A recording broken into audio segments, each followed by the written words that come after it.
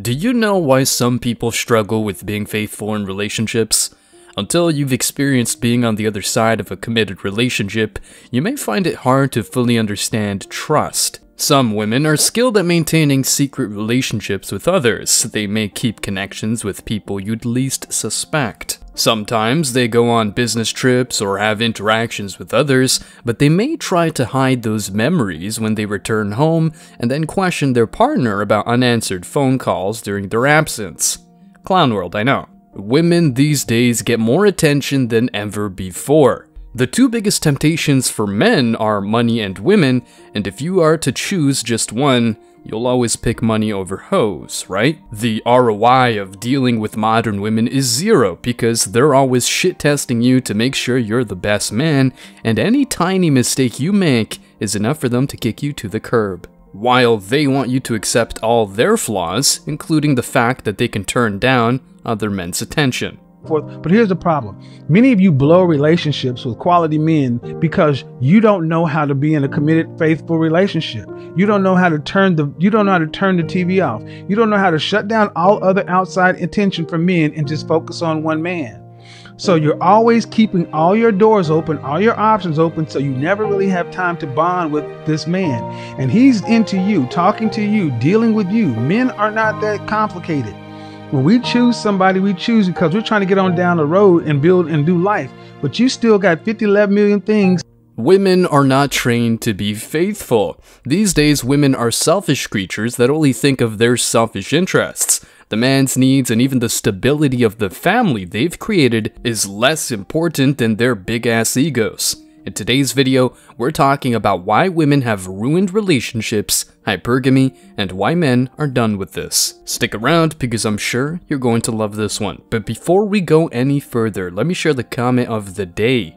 Shout out to One Skeptic One. He said, "Woman, now that I am divorced, I don't understand why men my age don't want relationships leading to marriage. Man, how did your divorce turn out? Woman, I got custody of my kids, the house, alimony, child support, and half of everything, including his retirement. Men are not afraid of women, rather they are afraid of divorce and the cash grab settlement system. Ask me how I know. Don't make the mistake of thinking women are worried about men not getting married. They're actually concerned they're missing out on the chance to have a legal right to their money and property." Well said, brother. Please don't forget to reach out to us by email to claim your $5. As usual, guys, I'll pick one comment from each video. It may be the funniest, the most liked, or one that touched me, so don't forget to leave a comment, and you may be our next winner. Make sure to hit the like and subscribe buttons too, as it helps a lot. And now, back to the video.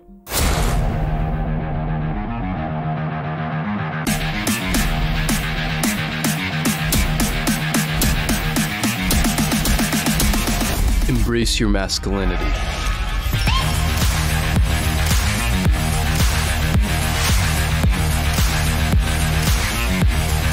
Hypergamy is a concept that has gained tons of traction in the last years due to the rise of women's demands. A guy these days needs to tick a whole lot of boxes to get the chance of being successful in the dating scene. A woman just needs to say that she's available to have a long-ass list of prospects willing to sleep with her.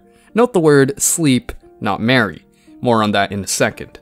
Women are hardwired to get the best man they can get, but they fail at something very basic: providing value. Instead of asking themselves what they can bring to the table, they only ask what they can get out of this relationship. Men are done with being an option, and even worse, a disposable utility, now that women have long lists of contacts, including but not limited to exes, guys in the waiting list, and the goddamn plumber. The age of men not knowing their worth is coming to an end thanks to the MGTOW philosophy. While men like Ryan Gosling play the role of a simp Ken in Barbie's movie, Leo DiCaprio doesn't sign the deadly contract society called marriage.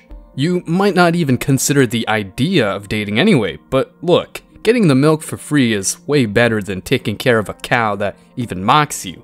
Let that sink in. I came across an article that perfectly explains why hypergamy is keeping women childless and, by extension, miserable. While it's okay to have high standards, it just doesn't make sense to ask for a lot of things when you're a low-hanging fruit type of person. But it looks like women don't get how this goes. Let's check the article. The title is Hypergamy and the Rise of Childless Women.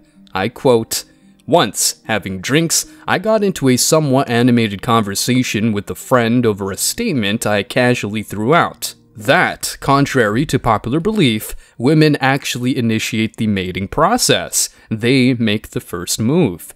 Subtly, either by nonverbal actions or gestures, or even more subtly by pheromones, a woman signals interest first, leaving it up to the man to make the actual approach. For some reason, it set my friend off, with her going on an extended rant about social constructs and the patriarchy. Now, this recollection is made because it illustrates today's problem when talking about social policy issues. The emotional refusal to consider opposing views, even concrete scientific information, for the sake of political correctness and feelings. Take, for example, discussions surrounding that of female hypergamy.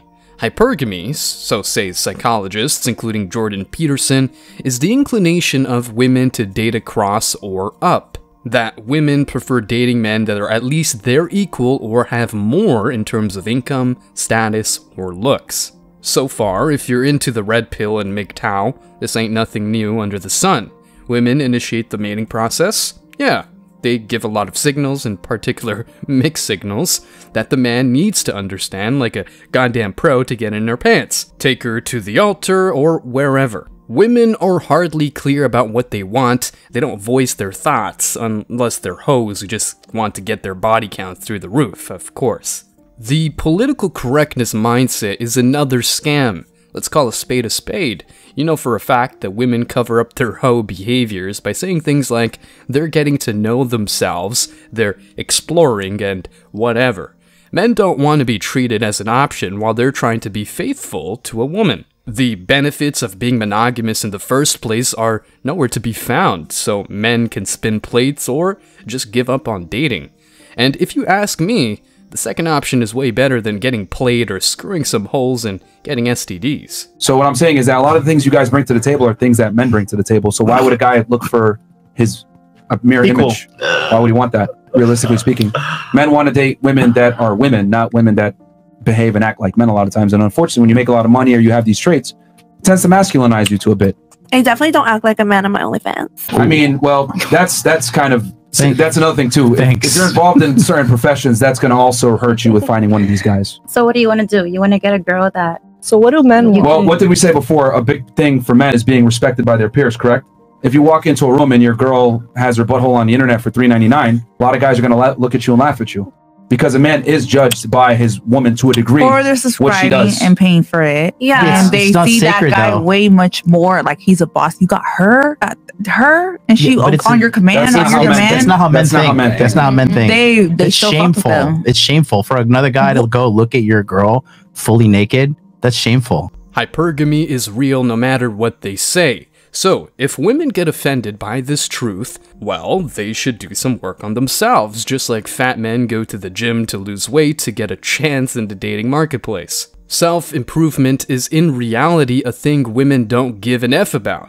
Let's keep on reading. In evolutionary terms, this makes impeccable sense. A woman will seek a mate that ensures her survival, provides the best possible genes for her offspring, and won't abandon her while she takes care of her children.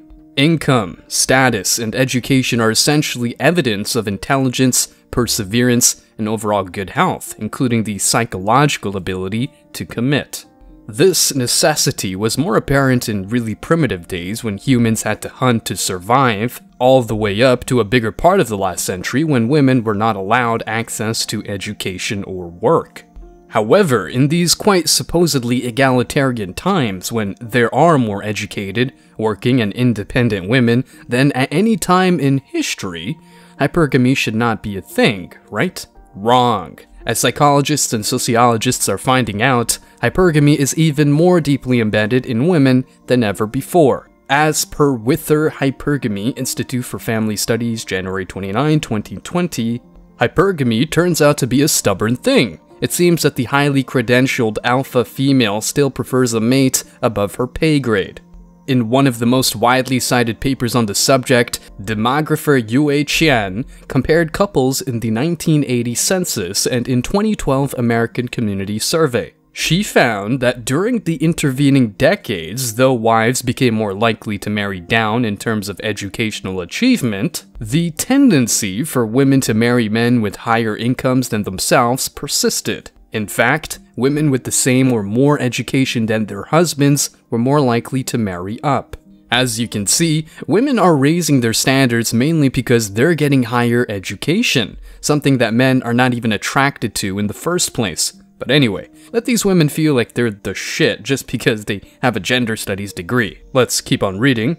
Even in Sweden, whose commitment to gender egalitarianism is close to a state religion, the results of a study conducted there published in the December 2019 issue of the European Sociological Review confirms Sheehan's findings. Thus, when it comes to income, hypergamy reasserted itself. In every union type, including those with a more educated female partner, men are the most likely to be the main earners, which leads to this conclusion. Women appear to have an especially strong preference for men who out-earn them. If the Swedes are any indication, couples are blasé about gender equality, but not about hypergamy. What's the point of all this? Because hypergamy, despite its obvious significance in understanding human relations, is set aside and completely ignored to appease feminist ideology and political correctness. And yet, years and years of that same feminist, liberal, progressive indoctrination in the academia and media, as well as indulgences with online gaming and porn, are clearly taking their toll. More and more men are dropping out of universities and the workforce.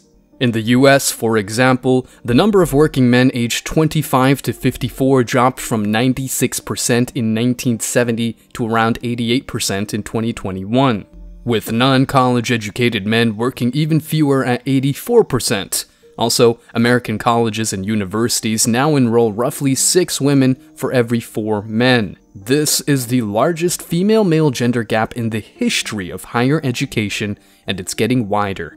Last year, US colleges enrolled 1.5 million fewer students than 5 years ago. The Wall Street Journal recently reported men accounted for more than 70% of the decline. Considering female hypergamy, the foregoing obviously does not bode well for the mating prospects of substantially many, if not most, men. The result? Official figures for England and Wales reported a record 50.1% of women being childless by the age of 30. This is the first time ever that there are more childless 30-year-old women than mothers since records were kept in 1920. You see, this is very simple to understand, and you know this for sure. Women chase careers over having families, spend their 20s having good times, aka trying a bunch of random men, and then wonder why they're all alone in their 30s. The clock is ticking, and they need to find some help in the form of a man who'll be able to deal with all her goddamn baggage. Men don't want to marry anymore because the risk outweighs the benefits. There's a risk that comes with marriage that essentially only benefits a woman. A man marries you and can only hope that one day you don't wake up and say, I feel like I don't love you anymore and I want to leave and you can't do anything about it. According to ASA, 70 to 80% of divorces are initiated by women. Among college-educated women, it jumps to 90%. You know what's crazy? I mean, a lot of us women don't have anything a man actually wants that we can bring to the table. Women are now more educated than ever before, but guess what? They don't know anything about keeping healthy relationships. They're always out there looking for bigger and better deals, of course. Anyway, the reality is that these women ignore their true nurturing natures and embrace ideologies that do not give a damn about them, but only about higher tax revenue and corporate greed. While corporations and governments make huge profits out of the gender wars and women keep looking for unicorns, men are somewhere else. Probably in a different country where women are already prepared to be good wives, or even better, going solo and embracing MGTOW. Let's keep reading the article.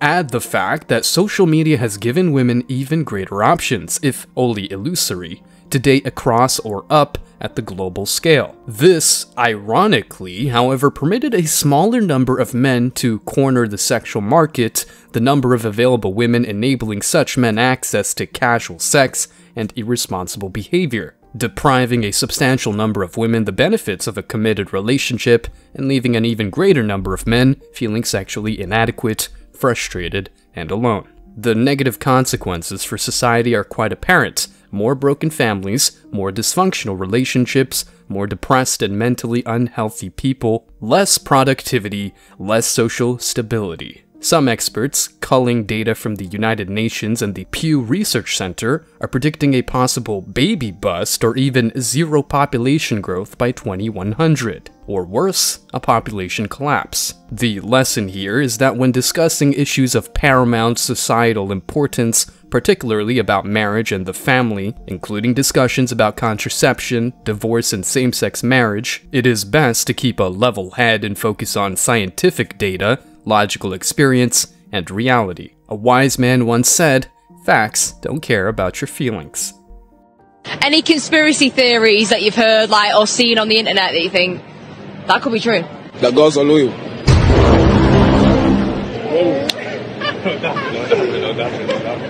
Especially to me, because it's what, I don't know.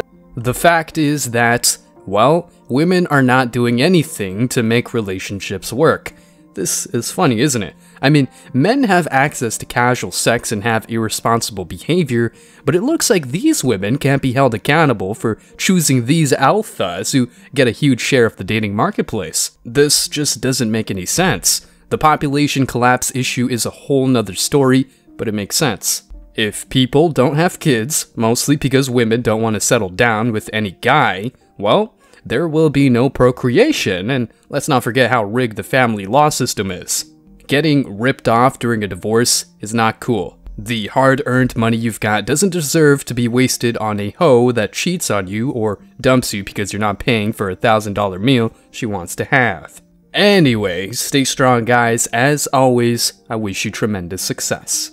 Now it's your turn. What do you think? Let me know your thoughts in the comment section below. Remember that if you leave the best comment, you will get $5. Thank you so much for watching. If you found value in this video, hit the like and subscribe buttons, ring the notification bell so you don't miss out on future uploads, drop a comment, and share it. See you in the next video, guys. Till next time.